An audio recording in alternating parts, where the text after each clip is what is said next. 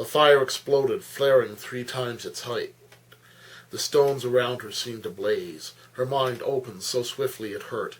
Light burst from the fire's core, and she closed her eyes against the glare. When she opened them, all she could see were ghostly after-images. The fire was out. Not even hot coals marked its passing. Slowly, shapes began to take on definition. Something moved in the circle's middle. Someone groaned. Alcina shuffled away from the indistinct figure until her back came against one of the stones. "Lemuri," said a man's voice. Alcina sensed more than saw a gathering of mystical energies around the figure. Gods, that hurt. Markus felt his head to be sure it hadn't exploded. At least on solid ground. His eyes were dazzled from the light of the spell, and the darkness of the night left him effectively blind. "Light!" Markus spoke the spell, including a hand gesture like a grade school child. He felt a slight tingle of energy, but nothing more. My gods, how weak is the magic of this world. Lunas natas quantum feeble is focla hecca perp hic terra. Who are you? Alcina came to her feet. Her eyes were beginning to clear. She could see a man.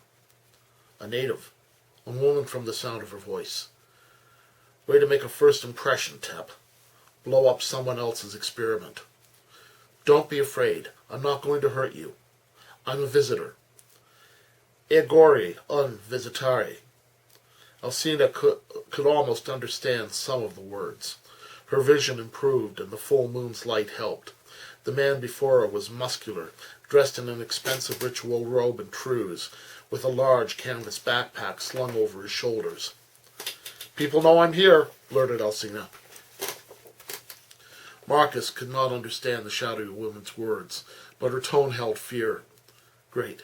Look, just sit still for a moment." Stepping to the far side of the stone circle, Markus dropped his pack. Alcina wanted to run, but the stranger backed away.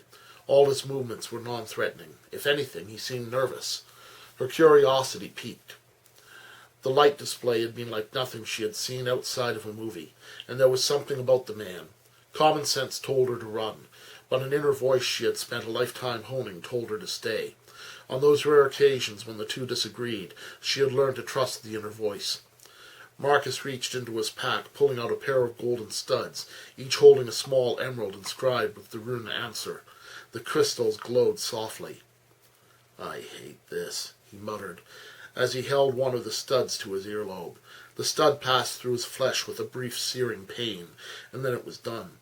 Moving as non-threateningly as possible, he approached the woman. Now that his vision had cleared enough for him to see her, she took his breath away. If someone had asked him to design the ultimate physical woman for his tastes, she could not have been more perfect. She stood defiantly at the circle's edge. There was fear in her posture, but also the courage to face it. "This may hurt a bit, but it can't be helped," said Markus.